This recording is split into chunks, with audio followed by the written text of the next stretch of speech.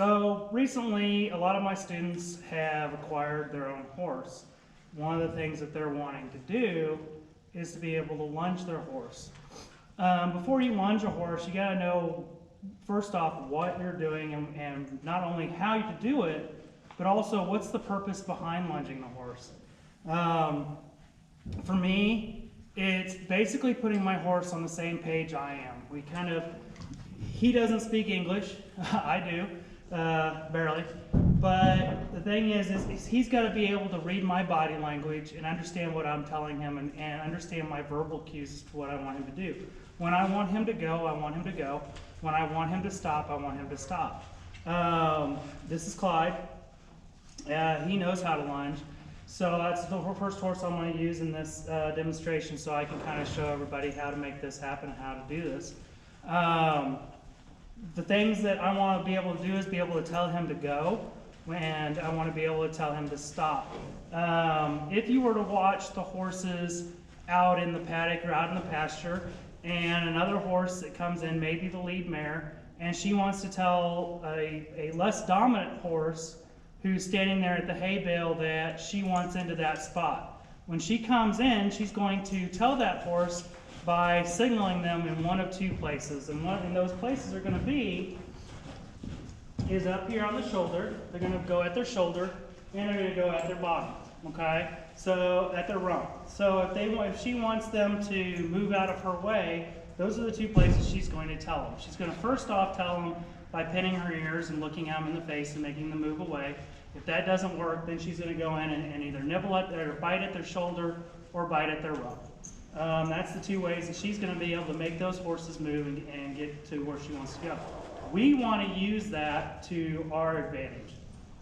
So if I want to be able to make my horse move, I want to make him go, what I'm going to do is I'm going to take him the direction I'm going to go. So my arm that I want him to go is I want him to go off to the right now. So I'm going to take this hand and I'm going to kind of point it off to the right. The other hand, my driving hand, walk on. And I'm going to tell him out loud what I want him to do. Walk on. Walk on. Walk on. Walk on. Walk on. There. Now I got him moving off in the direction I want him to go. And I did that simply by tapping him on the shoulder with the end of the lunge line.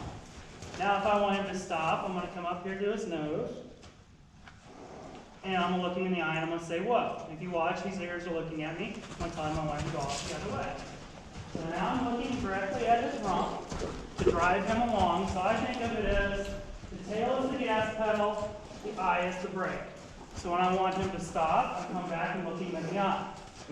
I don't want him to reverse, so I'm going to point him back out this way and make him go again. And you can tell by Clyde by looking at his ears. He's listening. He's got that inside ear, the one on the left, cocked at me, and he's listening to what I'm saying very calmly. This gives me a couple advantages. One, kind of lets me know how my horse is feeling today. If he's feeling extremely spunky and I'm not, this would not be the day to get on. Likewise, if he's feeling down and he's not wanting to move off very well, he'll be able to tell me that by not moving very well. Another thing that it gives me is an ability to look at him and look at his legs, how they're traveling.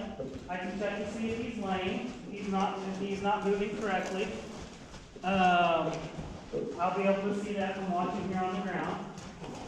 If anything else is going on, I look and kind of check his tail and make sure his tail is traveling in straight behind him.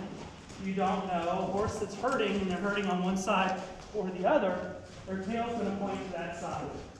So his tail's traveling straight, so I know generally he feels pretty good. He's not got any pain that he's indicating, or he's trying to tell me that he's hurting. And the Clyde is just generally following the rules, doing what I'm asking to do. He knows that when I say to do it, he's going to do it. And that's what I'm looking for from him. Now, given those things, now I know kind of how to do it. How I want him to drive off, how I want him to come stop, how to make him stop, and how to do those things. Let's kind of bring in a horse that is not doing who has other issues, and we can use this lunging to our advantage to talk to this horse and correct his behavior. So this is Marty. Marty is a 4-year-old. He is going on 5, and like every young animal, human, dog, cow, horses, they explore their world by putting everything in their mouth. One of the other things that Marty doesn't do very well is he doesn't respect the person on the ground's space. He wants to be right up in your space, and those things are both very dangerous. You don't want to be bit by a horse, and you don't want the horse to run you over.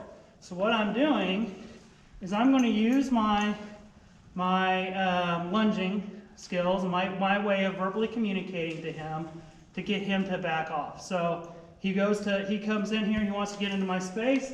I'm holding my lead rope up, and I'm leading him away from me. He keeps wanting to invade my space. Say I start to lunge him, and I want him to go. Say I'm walking him, and he wants to kind of direct where we're going to go. So he starts to get out in front. He's not really paying attention to me. So I'm going to go ahead, and I'm going to lunge him for a minute. So we're going to go around me. So I got my lead hand up. I told him to move off of my hand. He didn't move right away, so I went ahead and tapped him with the end of the rope. Now I want him to lunge. So I'm using a short lead rope opposed to a long lunge line, and I'm using a little prop. I'm not beating him, I'm not hitting him. I'm simply just tapping him on those 2 correction points on his shoulder and on his hip to make him go. When I want him to go, I'm going to tap him on his hip. When I want him to move out and away from me, and whoa, back up, back up, back up. I want him to get away from me, I'm going to tap him on that shoulder. Get him backing off of me. So we want him to switch direction. Away from me. There you go. And we want him to go again. And try. And some of the things you need to watch out for is, now I'm just using a lunge rope. He is less than 8 feet away from me. If he were to choose to kick, now would be the time he can kick me, and I'm going to be within range of him kicking me. So I need to be hyper vigilant not to get kicked. He's not really paying attention to me. He's got his eyes out to the outside. He's not really paying attention to what the guy on the lead line is doing. So we're not communicating very well right now. I need him to communicate and listen to me. So once again, I'm driving him by looking at his tail and making him go on around me. I'm not chasing him around. That's one of the things that new people, when they first start lunging a horse, they want to chase them around. One of the things you need to do is put a hula hoop on the ground and make yourself stay in that hula hoop. The reason for that is because you don't want the horse lunging you. You want to be lunging the horse. And whoa, here, wait. There you go. Now he moved in on my space, so what did I do? I went right to the prop, right to his shoulder, and told him, no, he's not allowed in here with me. This is my space, this is where I'm safe. He's not allowed in here. He could hurt me in there, so I'm going to keep him out. And whoa. There you go. Now you'll see a lot of people don't want their horses to come into them. I'm okay with them coming in. I don't want them invading my space. In my space, get back. My space is here, right here at the end of my fingertips. This is my space. This is where I am expected that he cannot be in. Okay, try. There you go. So I want him to go. I'm going to let him just run that stuff over. I don't care. He can go around it. He can pay attention to where his feet are. There you go. There you go, buddy. And we just want to drive him on around. Now, what am I looking for? Am I looking for him to get tired? No, I'm looking for him to start paying attention to me. I want that, like when I was doing Clyde, I want that ear to come in, just like that, right there, right there. I want him to be paying attention to what I'm saying. And whoa, Whoa, whoa, whoa. Back it, back it, back, back, back, back. I want him paying attention to me. When I tell him to do it, I want him to do it. Now we're going to switch directions again. One. Nope, you're not paying attention. I signal. Out of my space. Out of my space. There you go. Now I got to be very strict with it. Horses want consistency. They want, when I tell them to do something, to know that they have to do it. Everybody wants consistency. If you think about it, nobody wants a boss at work that says, hey, I want you to complete these reports, and then not really have any expectation that you're going to do it. We want somebody to come in, and if you don't do it, there's going to be a consequence. If I ask him to trot and he doesn't do it, there's going to be a consequence. I'm going to tap him on the back at the end of this trot. If he does do it, there's not going to be no consequence. He did right. And, whoa. So I gave him a free cue there, which basically told him to start. Get out of my space. I gave him the big and. Then I told him what I wanted him to do. So the free cue was the and. Walk on.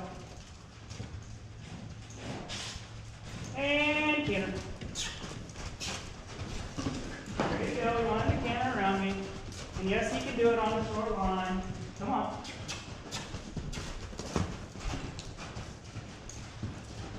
This just shows I can make him go when I want him to go. And whoa, whoa. And we got to work on that stop. Back up, back up, back up.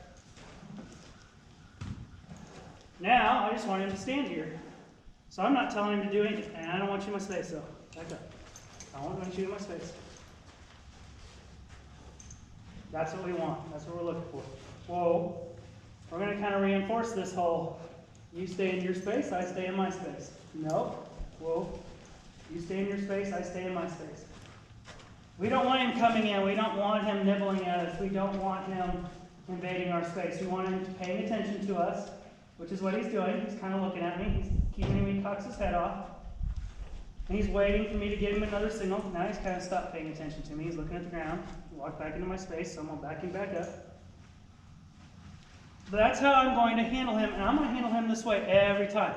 I go to lead him into the barn from his feed pen, and he starts to lead me. I'm going to lunge him for a minute out in the parking lot. Make him go around me, make him stop, make him back up, make him get out of my space. If I treat him like this every single time, he knows what to expect.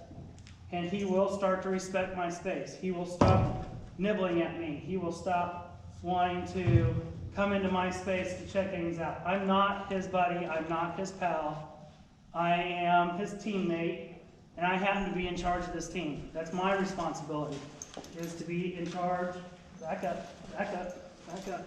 Be in charge of the team and tell the team what to do. Every team needs a leader. You've got to decide that you're going to be that leader. You've got to decide that when it's time to do stuff, it's time to do it, and we're going to do it right now. Okay? So we're going to bring in another horse that the owner who just bought him says that she didn't think that he knew how to lunge. So we're going to kind of go over that, and we'll start doing that a little bit and see what we can come up with there.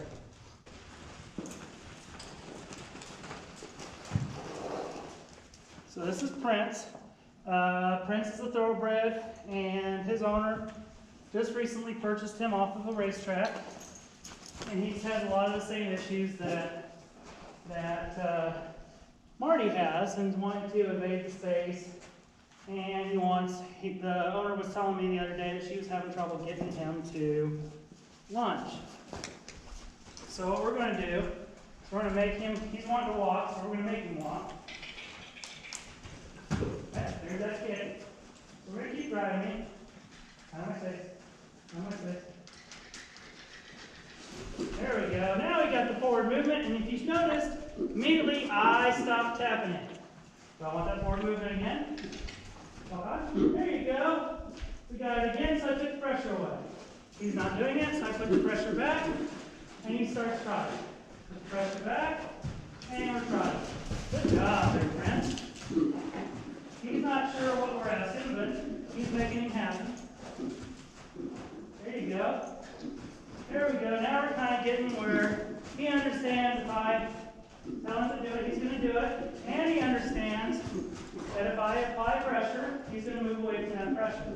Now if I want him to stop, you've never asked him to stop before. There you go. I got up towards his eye. Made him stop. Now I want him to go the other way. So I'm going to point with this hand out there. And we're going to make him move around us. Okay. I know. And for him, he's having trouble understanding because everybody's always led him from the other side. Walk on. Keep going. Keep going. Keep going. But he's figuring it out. It's because he's figuring it out. So I got him on a short lead. And I'm just driving him around with a little pressure. Making him do it. Going around in a circle. And it's that simple. I'm speaking his language. He understands that if I touch him on the rump or on his shoulder, that he's to move away. And that kind of helps him know which way to go. I'm pointing out the direction to go with my hand. I'm watching him because I think that he might want to try to kick up again. Just have to get thinking about it. There you go. We have obstacles in the arena. I don't care. We're going to ride it here later. And those obstacles are also going to be there, so he's going to have to navigate them anyway. So, why take them out when you're lunging? Yeah, we can have a racket. I'm going to set it up so we don't have a racket. They're going to just be there. He's bent to the outside, but that's okay. Eventually, he's going to figure this whole game out. We'll move him a little bit so we can see it with the camera. There you go. Now I've got my concentration on that tail. I want him to whoa, whoa, and whoa. Whoa, pay attention to me. Look at me. Look at me. Look at me. There you go. Whoa, good boy. We figured that out, so now he kind of understands when I'm yelling whoa, that he is to stop. We're going to go back to a little pressure on his hip. And we're making him move off again. There we go. Keep moving. Walk on. Walk on. And drop. There we go. Now, we're not looking to make him tired. We're not looking to exhaust him to make him more cooperative. We're looking to basically be speaking his language so he understands what I want. And I understand what he's trying to tell me. Right now, his tail's traveling straight. His ears are going around. He's a little confused as to what's going on, but that's okay. We just simply want him to go. Now, I think this is actually a lot of success for him. We don't really know a whole lot about his history. We don't know if somebody's ever lunged him before. We don't know those things, but he's kind of acting like he's not completely familiar with this, but I'm not sure he's completely unfamiliar with it either.